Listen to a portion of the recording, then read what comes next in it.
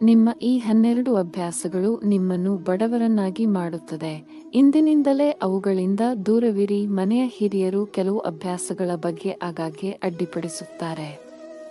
ಅನೇಕ ಬಾರಿ ಇದು ಮಕ್ಕಳಿಗೆ ಕೆಟ್ಟದಾಗಿ ತೋರುತ್ತದೆ, ಆದರೆ ಇದರ ಹಿಂದೆ ಬಹಳ ಆಳವಾದ ಅರ್ಥ ಅಡಗಿದೆ. ಜ್ಯೋತಿಷ್ಯ ಮತ್ತು ವಾಸ್ತು ಪ್ರಕಾರ ಕೆಲವು ಅಭ್ಯಾಸಗಳು ಮನೆಯಲ್ಲಿ ನಕಾರಾತ್ಮಕತೆ ಮತ್ತು ಬಡತನವನ್ನು ತರುತ್ತವೆ. ಅಂತಹ ಕೆಲವು ಅಭ್ಯಾಸಗಳ ಬಗ್ಗೆ ಇಂದು ನಾವು ನಿಮಗೆ ಹೇಳಲಿದ್ದೇವೆ. ನೀವು ಸಹ ಇವುಗಳಲ್ಲಿ ಯಾವುದಾದರೂ ವ್ಯಸನಿಗಳಾಗಿದ್ದರೆ ತಕ್ಷಣ ಅದರಿಂದ ದೂರವಿರಿ.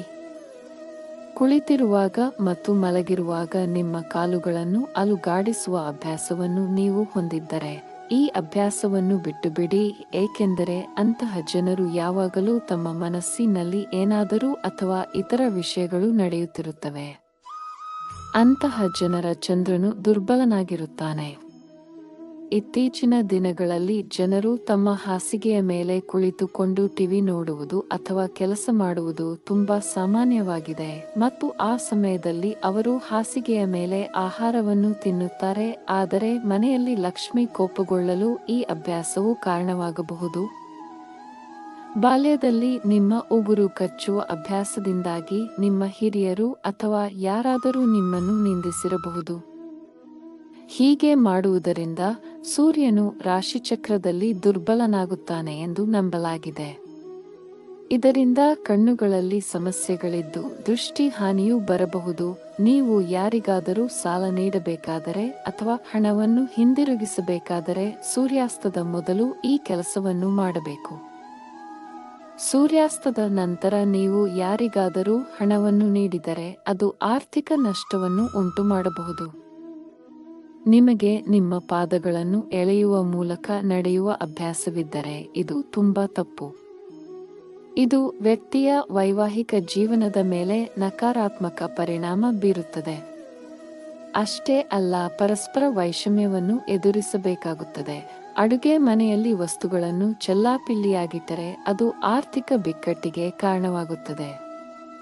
ಅಡುಗೆ ಮನೆಯಲ್ಲಿ ವಸ್ತುಗಳನ್ನು ವ್ಯವಸ್ಥಿತವಾಗಿ ಇಡದಿದ್ದರೆ ಬಡತನವು ಮನೆಯಲ್ಲಿ ನೆಲೆಸುತ್ತದೆ.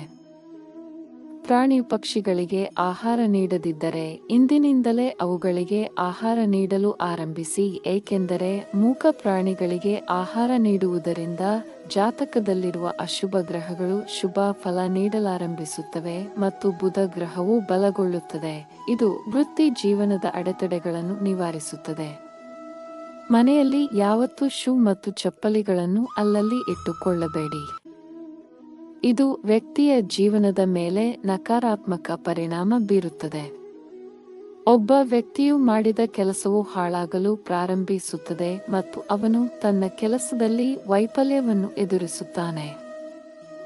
ನಿಮ್ಮ ಸುತ್ತಲೂ ಯಾವುದೇ ಕೊಳಕು ಇರಲು ಬಿಡಬೇಡಿ. ಕೊಳೆಯು ನಕಾರಾತ್ಮಕತೆಯನ್ನು ತರುತ್ತದೆ ಮತ್ತು ಲಕ್ಷ್ಮೀ ದೇವಿಯು ಕೋಪಗೊಳ್ಳುತ್ತಾಳೆ. ಆದ್ದರಿಂದ ನಿಮ್ಮ ಸುತ್ತಲೂ ಶುಚಿತ್ವವನ್ನು ನಿಯಮಿತವಾಗಿ ಇರಿಸಿ. ಇದರಿಂದ ಜೀವನದಲ್ಲಿ ಸಂತೋಷ ಮತ್ತು ಸಮೃದ್ಧಿ ಉಳಿಯುತ್ತದೆ. ಈ ಮಾಹಿತಿ ನಿಮಗೆಲ್ಲ ಇಷ್ಟವಾಗಿದೆ ಎಂದು ಭಾವಿಸುತ್ತೇವೆ. ಲೈಕ್, ಶೇರ್, ಕಮೆಂಟ್ ಮಾಡುವುದರ ಮೂಲಕ ಪ್ರೋತ್ಸಾಹ ನೀಡಿ. ಚಾನೆಲ್ ಸಬ್ಸ್ಕ್ರೈಬ್ ಮಾಡುವುದನ್ನು ಮರೆಯದಿರಿ. ಧನ್ಯವಾದಗಳು.